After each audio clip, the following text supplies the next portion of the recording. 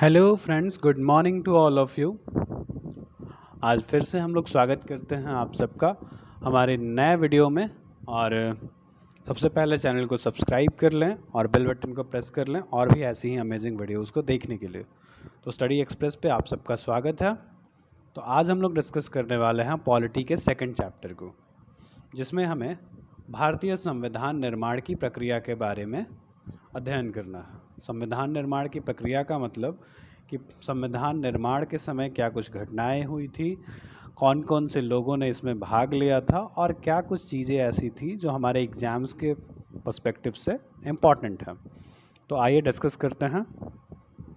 तो ये है हमारा आज का स्लाइड, जिसमें सबसे पहली घटना थी 1946 ईस्वी में कैबिनेट मिशन का गठन। हालांकि इससे बहुत पहले सन 1895 ईस्वी में ही बाल गंगाधर तिलक ने संविधान सभा के विषय में स्वराज विधेयक प्रस्तुत किए थे। एक्चुअली बात दरअसल ये है कि मैंने आज सारे के सारे जो भी थॉट्स थे मैक्सिमम पीपीटी में ऐड करने के लिए ट्राई किया है, क्योंकि आप लोगों को रिवीजन करने में काफ़ी आसान होगा। एंड बहुत ही जल्दी आप सब लोग इसके पीडीएफ भी मिलेंगे आप सबको। तो हम लोग आगे बढ़ते हैं।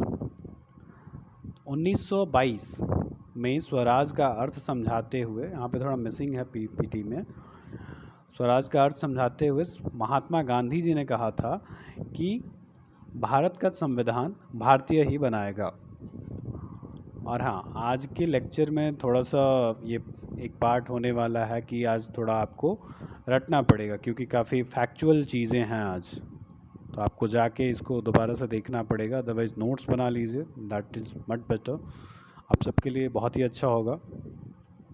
अगला पॉइंट हम लोग डिस्कस करते हैं। 1927 ईस्वी में मद्रास अधिवेशन में पहली बार कांग्रेस ने पूर्ण स्वराज प्रस्ताव पारित किया।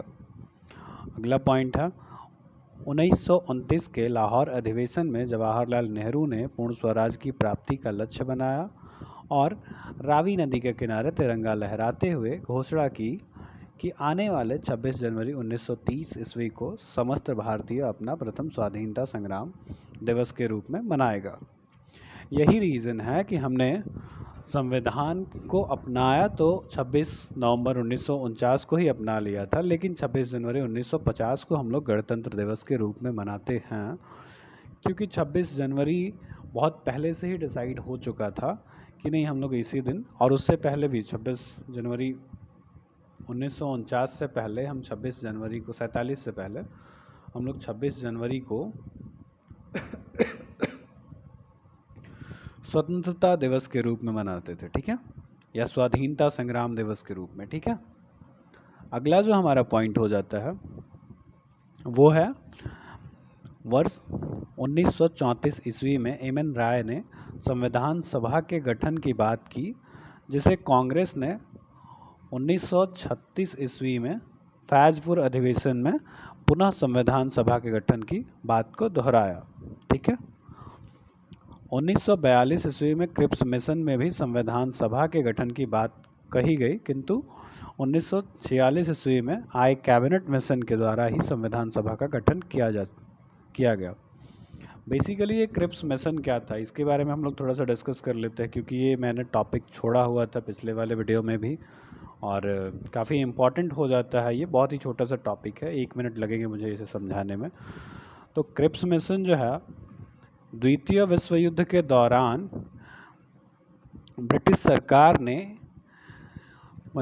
सरकार को ऐसा लग गया था कि अब भारतीयों की मांग ज़्यादा दिनों तक टाली नहीं जा सकती है, और बाकी अलग देशों से भी, जो भी और देश थे, ऑस्ट्रेलिया, अमेरिका, चीन इत्यादि, इन सारे देशों से भी धीरे धीरे दबाव बनाया जा रहा था इसे लेके कि नहीं आप इंडिया को आज़ाद कर दीजिए।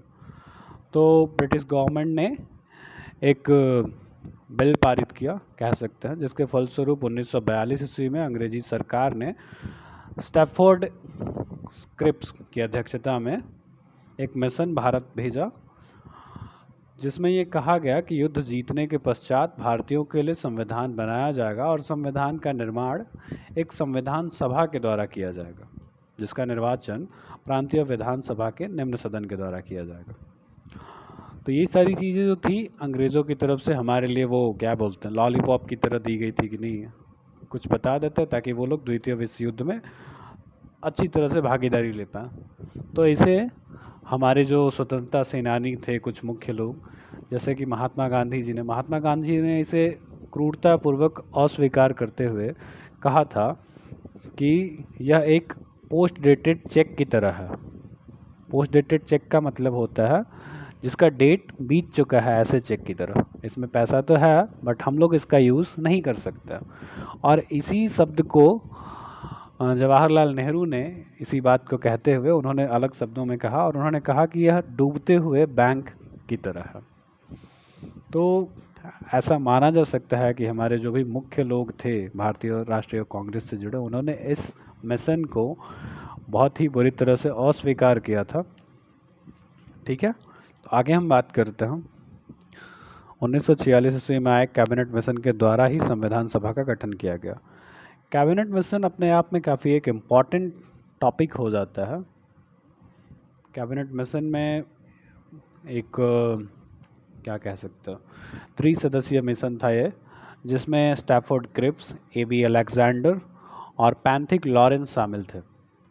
कैबिनेट मिशन का उद्देश्य भारत में सत्ता का हस्तांतरण ढूंढना था।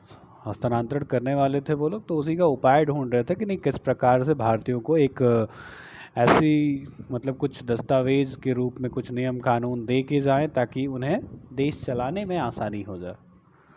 तो एक भारतीयों के लिए एक योजना बनाई गई जिसमें कुछ बातें कही गई। पहली बात तो ये थी कि संविधान निर्माण के लिए जल्दी ही संविधान सभा का गठन किया जाएगा। दूसरी बात ये थी कि राष्ट्रहित से संबंधित विषय को छोड़कर शेष सभी विषय को प्रांत को दे दिया जाएगा। इसका मतलब ये है कि उन्होंने कहा कि संविधान निर्माण के लिए जल्दी ही वो एक सभा का निर्माण करेंगे जिसमें भारतीय प्रांत के कुछ लोग आएंगे, रियासतों के कुछ मतलब चुने हुए जो भी आपके प्रतिनिधि के रूप में आएंगे, और उनसे विचार विमर्श करते हुए कुछ नियम कानून या जो भी चीज़ें बनाई जानी होगी, जो संविधान में ऐड किया जाना होगा, तो वो सारी प्रक्रिया पूर्ण होगी। तीसरा जो पॉइंट था इसमें कहा गया था कि ब्रिटिश सरकार के द्वारा जल्द ही भारत पर से सत्ता को समाप्त कर दिया जाएगा और इसके अतिरिक्त एक अंतरिम सरकार का भी गठन किया जाएगा। ये चीज़ें हुई थी 1946 में। ठीक है, तो 1946 के जो कैबिनेट मिशन था उसमें कुछ फैक्चुअल चीज़ें थी कि उसमें 389 सदस्यों ने भाग लिया था, जिसमें 292 सदस्य ब्रिटिश प्रांत के थे और 93 सदस्य देसी रियासत के थे, और बाकी के 4 सदस्य चीफ कमिश्नर यानी कि मुख्य आयुक्त के थे। तो ये सारी चीज़ें मैक्सिमम यूपीएससी में तो नहीं पूछी जाती हैं, लेकिन हाँ जैसे कि आप लोगों के जो एग्ज़ाम्स होने वाले हैं रेलवेज़ वगैरह ये चीज़ें, तो आप अगर चाहें तो ये सारे फैक्ट्स याद कर सकते हैं। अगर आप लोग कमेंट करेंगे तो हम इसे पीडीएफ में ऐड कर देंगे और जल्दी ही आप सबको सारी पीडीएफ्स मिल जाएगी। ठीक है, तो हम लोग आगे बात करते हैं। अगला जो टॉपिक है, पॉइंट है हमारा, इसमें 1929 में लाहौर अधिवेशन में जवाहरलाल नेहरू ने पूर्ण स्वराज की प्राप्ति का लक्ष्य बनाया और रावी नदी के किनारे तिरंगा। ये चीज़ें तो हम कर चुके थे। हाँ, संविधान सभा की पहली बैठक 9 दिसंबर 1946 ईस्वी को हुई और इसी दिन अस्थायी अध्यक्ष के रूप में डॉक्टर सच्चिदानंद सिन्हा की नियुक्ति की गई। चूँकि ये सारी चीज़ें काफ़ी फैक्चुअल हैं तो इसमें कुछ समझाना दैट इज़ मे बी वो वीडियो को लॉन्ग कर दे, तो बहुत ही सिंपल लैंग्वेज में मैंने खुद ही लिखा हुआ है, तो हम बस आपको इसको एक ओवरव्यू दे सकते हैं, जहाँ पे ज़रूरत पड़ेगी हम आपको समझाएंगे। तो अगला जो पॉइंट हो जाता है हमारा, इसमें 11 दिसंबर 1946 ईस्वी को संविधान सभा के अस्थायी अध्यक्ष के रूप में डॉक्टर राजेंद्र प्रसाद की नियुक्ति की गई तथा इसी दिन संविधान सभा के उपाध्यक्ष के रूप में हरीश चंद्र मुखर्जी की भी नियुक्ति की गई तथा संविधान सभा के सलाहकार के रूप में बी एन राय की नियुक्ति की गई। अगला स्लाइड देखते हैं हम लोग। इसमें कुछ मिस्टेक हो गया है टाइपिंग में। तो ऊपर वाला पार्ट दिख नहीं रहा अच्छे से, हम आपको पढ़ के सुना देते हैं और पीडीएफ में ये सारी चीज़ें सही हो जाएंगे, और हम उम्मीद करते हैं कि बस 1 या 2 दिन में आपको पीडीएफ मिल जाएगा। हम डिस्क्रिप्शन में लिंक डाल दिया जाएगा। 13 दिसंबर 1946 ईस्वी को संविधान सभा के सामने जवाहरलाल नेहरू ने उद्देश्य प्रस्ताव प्रस्तुत किया, जिसे मोतीलाल नेहरू ने तैयार किया था। यही पॉइंट था। अगला पॉइंट है 22 जनवरी 1947 को संविधान सभा के उद्देश्य प्रस्ताव को स्वीकार कर लिया गया, जिसमें कहा गया कि भारत में स्थित सभी ब्रिटिश प्रांत और देसी रियासत आपस में मिलकर भारत संघ का गठन किया जाएगा। साथ ही भारत के सभी नागरिक राजनीतिक, सामाजिक, आर्थिक न्याय एवं प्रतिष्ठा के साथ समानता के साथ स्वतंत्रता प्राप्त करेंगे। उद्देश्य प्रस्ताव पर 8 महीना विचार विमर्श किया गया। अगला जो पॉइंट है, संविधान सभा के द्वारा संविधान के निर्माण के लिए कई समिति का गठन किया गया, जिसे मुख्य रूप से 2 भागों में बांटा जाता है। पहला भाग प्रक्रिया समिति, दूसरा भाग विषय से संबंधित समिति। अगला जो पॉइंट है, संविधान सभा के संविधान के गठन के लिए परामर्श समिति का गठन किया गया था। ये परामर्श समिति के बारे में हम आपको डिटेल में डिस्कशन करेंगे आगे। काफ़ी इम्पोर्टेंट कभी कभी इससे 1 या 2 क्वेश्चंस आए हुए हैं, तो अभी आप इस नोट्स को दोबारा जाके 1-2 बार वीडियो देख लीजिएगा और फिर से, और अगर नहीं हुआ तो पीडीएफ मिल जाएगी आपको, तो पीडीएफ में थोड़ा पढ़ लीजिएगा। जिसने संविधान की प्रमुख विशेषताओं को प्रांतीय विधानमंडल एवं केंद्रीय विधानमंडल के सामने जानकारी दी। तो इसमें ये कहा गया है कि संविधान सभा में एक संविधान के गठन के लिए एक परामर्श समिति का गठन किया गया। परामर्श समिति के गठन का उद्देश्य ये था कि वो वहाँ के प्रांतों की या वहाँ की जो लोकेलिटीज़ थी या वहाँ के जो विधानमंडल थे, उन सारी चीज़ों का जो रियल क्या हालत थी, वहाँ पे क्या चीज़ें ज़रूरी थी, क्या हालात थे, तो वो सिचुएशन का मुआयना करके वहाँ पे रिपोर्ट देने वाली थी वो। ठीक है। अगला जो पार्ट है, संविधान के प्रारूप को बी.एन. राय के द्वारा तैयार किया गया। बी.एन. राय के बारे में आप पढ़ेंगे। सबसे पहला जो है 1934 में इनके बारे में एक काफ़ी इम्पोर्टेंट चीज़ है कि इन्होंने क्या बोलते हैं, वर्ष 1934 में एम.एन. राय ने संविधान सभा के गठन की बात की, और कांग्रेस ने 1936 में फैजपुर अधिवेशन में पुनः इसी बात को दोहराया था। तो इस एस्पेक्ट से काफ़ी इम्पोर्टेंट हो जाता है आपके एग्ज़ाम पॉइंट ऑफ व्यू से कि संविधान निर्माण की पहली बार बात किसने की थी। ठीक है। तो आगे हम बढ़ते हैं। संविधान के प्रारूप पर विचार विमर्श करने के लिए संविधान सभा के द्वारा 29 अगस्त 1947 को प्रारूप समिति का गठन किया गया। ये क्वेश्चंस रेलवे में या एसएससी के लिए काफ़ी इम्पोर्टेंट हो जाता है। आपको फैक्ट्स याद करने होते हैं, तो फैक्ट्स के लिए आप नोट्स बनाया कीजिए। जब भी हम ये सारी चीज़ें बताते हैं तो फैक्ट्स का एक अलग नोट्स रहेगा, बाकी ये पीडीएफ्स आपके तक पहुंचती रहेंगी। ठीक है। जिसमें 7 सदस्य थे, भीमराव अंबेडकर और ये थोड़ा सा टाइपिंग मिस्टेक हो गया है, एन गोपाल स्वामी अय्यर है, ए.के. अय्यर, के.एम. मुंशी और मोहम्मद सादुल्ला, टी.बी.एल. मित्तल और डी.पी. खेतान। टी.बी.एल. मित्तल और डी.पी. खेतान के बारे में एक नोट दिया गया है यहाँ पे। टी.बी.एल. मित्तल की मृत्यु हो जाने के बाद एन माधव तथा डी.पी. खेतान की मृत्यु हो जाने के बाद टी.टी. कृष्णामाचारी की नियुक्ति की गई। ठीक है। संविधान सभा का पहला प्रारूप, थोड़ा कलर चेंज कर लिया जाए अच्छे से समझने के लिए। हाँ, अब ठीक है। हाँ, संविधान सभा का पहला प्रारूप अक्टूबर 1947 ईस्वी को प्रस्तुत किया गया, जिस पर पहला वाचन अथवा विचार विमर्श 4 नवंबर 1948 ईस्वी से प्रारंभ हुआ, जो 14 नवंबर 1948 तक चला। दूसरा वाचन 15 नवंबर 1948 ईस्वी से प्रारंभ हुआ, जो 17 अक्टूबर 1949 तक चला। तीसरा वाचन 14 नवंबर 1949 ईस्वी से प्रारंभ हुआ और 26 नवंबर 1949 ईस्वी तक चला। ठीक है, आगे बढ़ते हैं। संविधान के अंतिम प्रारूप को संविधान सभा ने 26 नवंबर 1949 ईस्वी को पारित किया। इसी दिन संविधान सभा ने संविधान को आत्मसमर्पित अधिकृत एवं अंगीकार कर दिया। संविधान निर्माण में कुल मिलाकर 2 वर्ष 11 महीने 18 दिन का समय लगा। ये क्वेश्चन काफ़ी बार पूछा जा चुका है रेलवे ग्रुप डी में या एनटीपीसी में या और भी जितने भी स्टेट पीसीएस एग्जाम्स हैं, तो इसको आप लोग पीवीआई कर लीजिएगा, बहुत ही ज़्यादा इम्पोर्टेंट हो जाता है ये अपने आप में। ठीक है, और अगला जो पॉइंट है, संविधान सभा का अंतरिम वाचन 24 जनवरी 1950 ईस्वी को हुआ, जिसमें संविधान सभा के कुल 299 सदस्यों में से 284 सदस्यों ने संविधान के अंतिम प्रारूप पर हस्ताक्षर किए और अंततः संविधान सभा को भंग करके अंतरिम सरकार में परिवर्तित कर दिया गया और अंततः 26 जनवरी 1950, जो कि अपने आप में बहुत ही ज़्यादा इम्पोर्टेंट है, बहुत ही ज़्यादा इम्पोर्टेंट हो जाता है, ईस्वी को पूरे भारत में संविधान को लागू कर दिया गया। अगला पॉइंट है, संविधान के निर्माण में कुल 64 लाख रुपए का खर्च हुआ था और इसके निर्माण के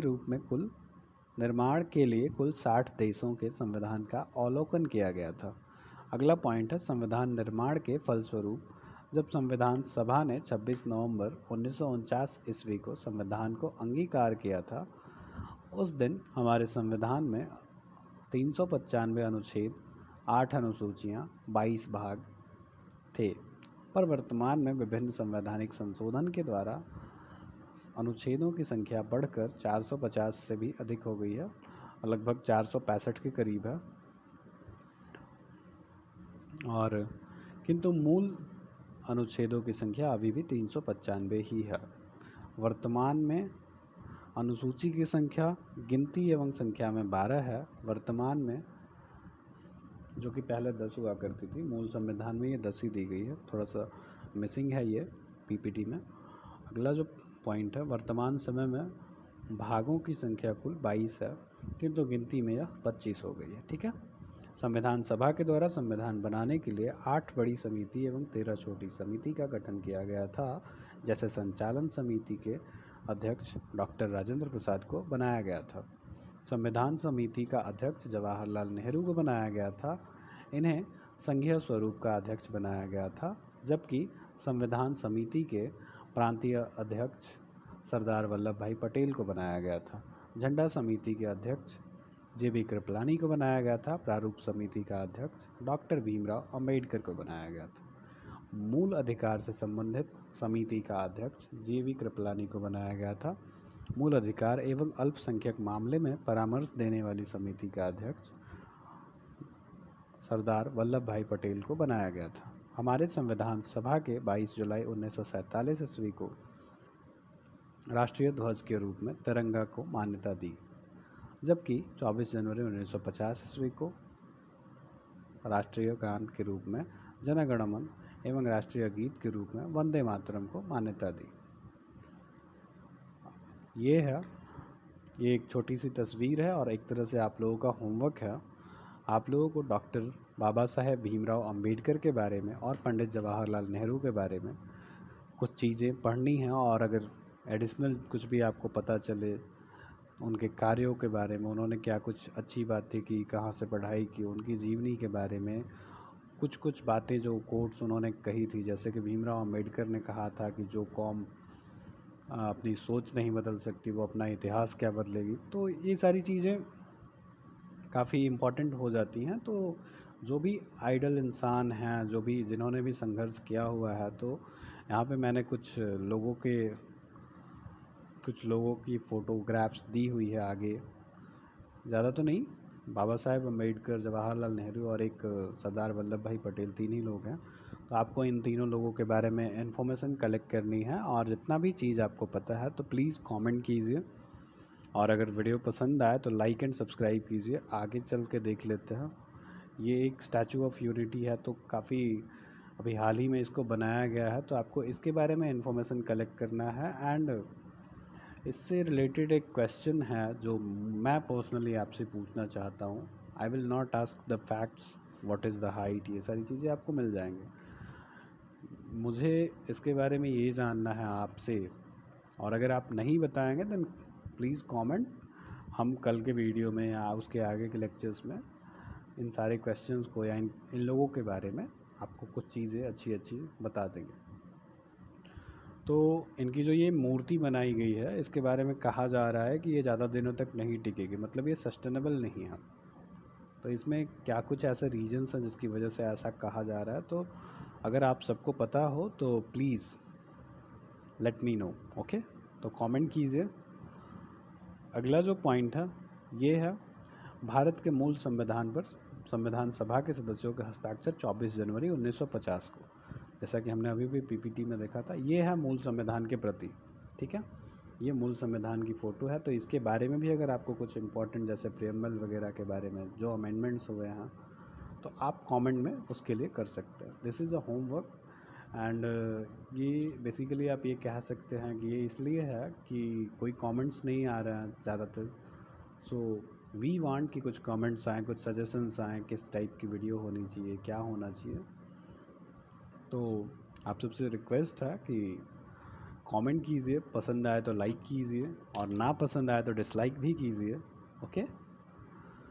और जो भी रीज़न है पसंद आने का या ना पसंद आने का, कमेंट में ज़रूर लिखिए, क्योंकि हम लोग धीरे धीरे खुद को इम्प्रूव करेंगे, चीज़ों को इम्प्रूव करेंगे। आज की वीडियो थोड़ी सी ज़्यादा मतलब बोरिंग हो जाएगी, क्योंकि बस फैक्ट्स ही थे, उसमें कुछ खास हम समझा नहीं पाते। अगर हम स्टोरी को लेके बैठे तो वीडियो लंबा हो जाता है। बहुत सारे लोगों की कंप्लेंट्स आई है कि वीडियो लंबा हो चुका है, तो उसके लिए sorry and thank you for watching. आज के लिए बस इतना ही। बाय बाय, टेक केयर, और मिलते हैं अपने नेक्स्ट वीडियो में कल। Thank you.